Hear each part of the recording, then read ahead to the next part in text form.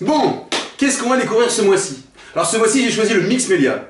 Waouh, le mix média, c'est un univers incroyablement vaste, bien sûr, par définition. C'est le mélange de plein de techniques artistiques différentes qui se retrouvent sur une même toile. Mais voilà, il faut choisir le matériel. Alors je vous ai sélectionné, moi, le matériel nécessaire pour découvrir, pour vous lancer dans cet univers, ou pour poursuivre d'ailleurs votre découverte, avec le matériel indispensable, et puis je suis allé dénicher quelques petits trucs sympas que je vais vous montrer. On va voir tout ça point par point.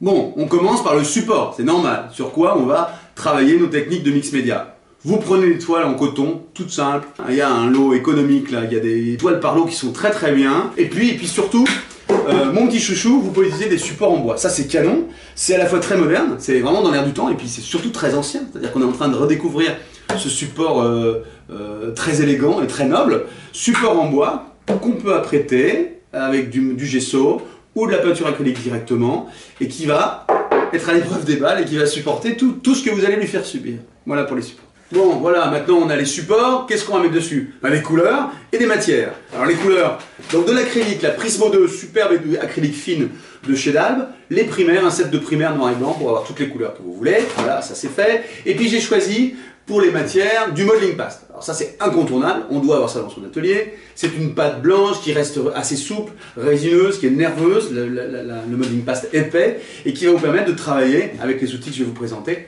des effets, des reliefs et des volumes. Fort pouvoir collant aussi, on peut y incorporer des objets. Voilà, j'ai pris la même version en modeling paste en light pour avoir des effets plus doux, plus dufteux, plus souple, et qui vont vous permettre d'avoir un rendu différent et surtout aussi un poids un peu moins lourd sur des grands formats, c'est aussi intéressant.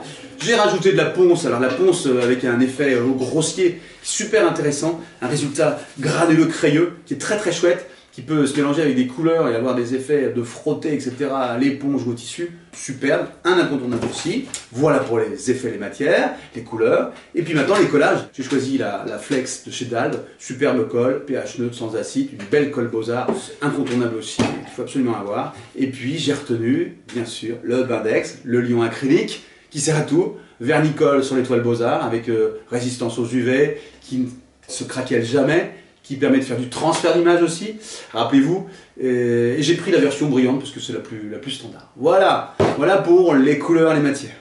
Les outils maintenant, alors quels outils on utilise? Alors les couteaux, d'abord les couteaux parce qu'on va travailler beaucoup avec des matières, on va coller du Bindex, on va écraser les tissus, on va écraser les matières, on a besoin de couteaux. Alors j'ai fait une sélection de couteaux en métal, des beaux couteaux Beaux-Arts, avec des formes qui me semblent intéressantes, la goutte ultra classique mais nécessaire, qui apporte beaucoup de matière, un couteau plat qui va permettre aussi de faire des grands aplats et des rainures et des striures, ça c'est super important. J'aime beaucoup moi perso le biseau parce qu'il permet de travailler dans les angles, dans les arêtes et de la précision, et puis un petit couteau très très simple, aussi un grand classique Beaux-Arts, réutilisable bien sûr, avec cette forme de losange. Voilà pour les couteaux classiques.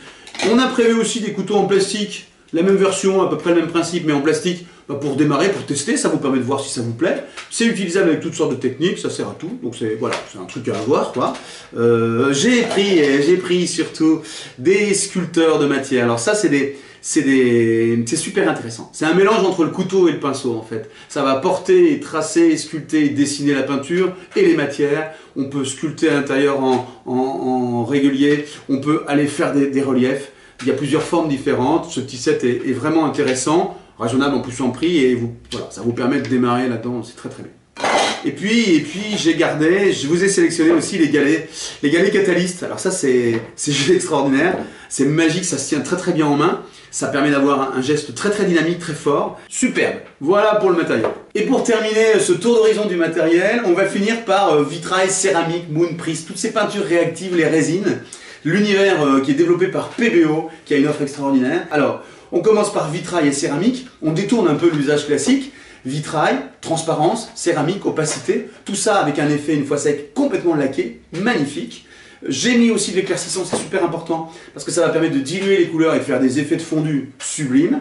Voilà pour le travail un peu de base, entre guillemets. Et puis dessus, on va pouvoir ajouter les peintures réactives. Alors Prism et Moon, c'est complètement dément, ça fait des alvéoles, ça fait des effets marbrés naturellement. Vous allez voir avec une pipette, avec un manche de pinceau, vous appliquez ces peintures et naturellement elles se transforment, elles font des effets extraordinaires.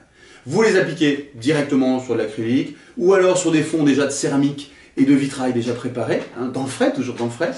Ou alors, encore mieux, ça me permet d'enchaîner sur des résines. Alors là, c'est la tuerie. Il y a deux résines faciles. La résine cristal, qu'on détourne aussi, pour faire des univers, en fait, un écosystème dans lequel vous allez mélanger toutes ces peintures, et ça va se fondre à l'intérieur. Et puis la résine de glaçage qui permet de faire quasiment une vitrification finale, un effet complètement miroir à la fin, superbe, ça valorise tout. Voilà.